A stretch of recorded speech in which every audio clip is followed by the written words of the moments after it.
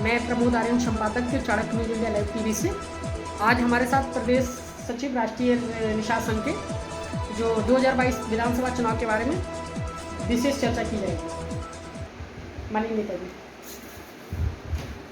धन्यवाद देना चाहूँगा चाणक्य न्यूज इंडिया को, जो आज मुझ जैसे छोटे कार्यकर्ता के विषय में सोच करके माननीय संपादक महोदय ने मुझसे जो प्रश्न किया 2022 विधानसभा चुनाव का, तो 2022 विधानसभा का चुनाव बड़ा ही रोचक होने वाला है। और हमारे जो निषाद मछुआरा कश्यप समाज की प्रदेश में आबादी है वो लगभग 14% है। और इतनी बड़ी आबादी वाला समाज आज भी पैदल है और कल भी पैदल था। इसने सपा के साथ किया तो सपा की सरकार बना दी, बसपा के साथ किया तो बसपा की सरकार बना दी और 2017 में भाजपा की सरकार बना दी। फिर भी हमारा समाज आज भी आरक्षण मुद्दे पर नहीं आ पाया, आरक्षण हमारे समाज को नहीं मिल पाया, राजनीतिक हिस्सेदारी हमारे समाज को नहीं मिल पाई। तो बहुत ही समस्याएं हैं। आज मेरे समाज ने भाजपा में लोकसभा चुनाव में जब 2014 में रहा तो 2014 का लोकसभा चुनाव जिता दिया, 19 का भी जिता दिया, 17 का विधानसभा चुनाव जिता दिया, लेकिन हम लोगों को राजनीतिक हिस्सेदारी नहीं मिल पाई अभी तक। और मेरे समाज का जो सबसे बड़ा मुद्दा आरक्षण का है वो अभी तक नहीं हल हुआ है। तो आए दिन हमारे समाज में समस्याएं हो रही हैं, तमाम तरीके की लूट घटनाएं हत्याएं होती चली जा रही हैं। तो बहुत विनम्र समस्या है मेरे समाज की।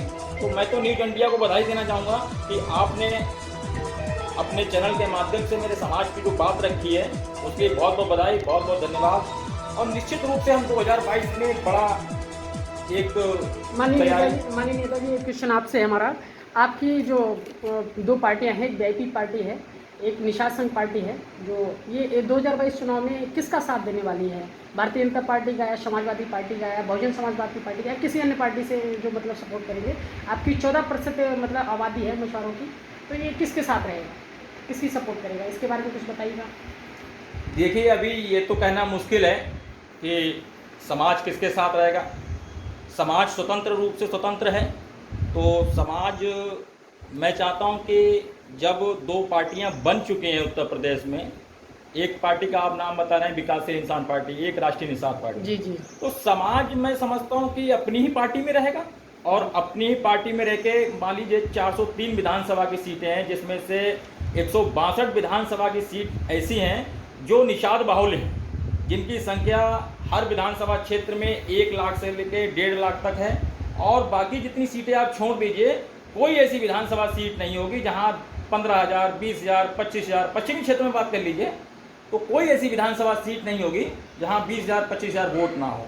162 विधानसभा सीटें तो निषाद बाहुल्य हैं, तो जो जीती जा सकती है। तो आपको लगता है कि इस बार आपकी पार्टी काफ़ी उभर के आएगी 2022 में, या अगर किसी अन्य दल के साथ मतलब मिलना चाहेंगे, जैसे भारतीय जनता पार्टी हो गई, समाजवादी पार्टी हो गई, इन दो की मतलब चर्चाएं हैं और बहुजन समाजवादी की मतलब कह नहीं सकते इसके बारे में, लेकिन समाजवादी पार्टी के जो मुखिया अखिलेश यादव जी हैं वो कह रहे हैं 2022 में हमारी पूर्ण बहुमत से सरकार आने वाली है। क्या अगर उनकी सरकार आती है तो क्या आप उनके सपोर्ट में हैं? देखिए, ये तो पार्टी के सुप्रीमो तय करेंगे कि हमको किस दल के साथ गठबंधन करना है या फिर अकेले चुनाव लड़ना है। ये निर्णय मेरा नहीं है, ये निर्णय तो मानी पार्टी के सुप्रीमो का होगा, चाहे वो वीआईपी पार्टी के सुप्रीमो हो, चाहे राष्ट्रीय निषाद पार्टी के सुप्रीमो हो। ये तो पार्टी सुप्रीमो का निर्णय है कि वो किसके साथ जाना पसंद करेंगे। और बड़े नेता हैं दोनों ही, और मैं समझ सकता हूँ कि समाज के हितों को देखते हुए, समाज के आरक्षण बिंदुओं पर जो भी दल हमारे आरक्षण मुद्दे की लड़ाई लड़ेगा, हमारे आरक्षण लड़ाई क्या लड़ना, आरक्षण हमको दिलाने की प्रक्रिया करेगा, जो आरक्षण दिलाएगा समाज, जो दल आरक्षण दिलाएगा, तो जाहिर सी बात है उसी में दल अपने साथ गठबंधन करेगा। और निश्चित रूप से जिनके साथ सफलता मिलेगी उन्हीं के साथ समझौता होगा उन लोगों का।